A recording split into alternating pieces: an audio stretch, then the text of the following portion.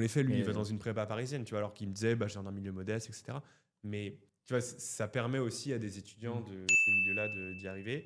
C'est ça aussi, c'est que prépa parisienne, il n'y a pas que des étudiants qui ont grandi à Paris. Il y a des gens qui viennent de milieux plus modestes et qui, grâce à ça, il y en a qui viennent de banlieue, parisienne, etc. intègrent Pas forcément que ces de prépas-là. Paris. Donc c'est aussi ça.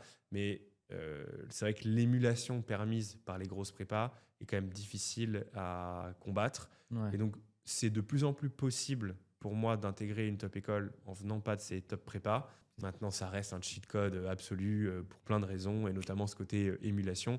Et puis aussi parce que tu pars avec un bagage scolaire qui est beaucoup plus important.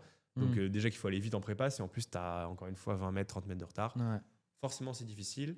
Mais je me console en me disant que peut-être de plus en plus d'étudiants de milieu modeste intègrent les top prépas parisiennes parce qu'ils ont entendu parler de ça assez tôt dans leur scolarité, qu'ils ont tryhard. Qui sont préparés, etc.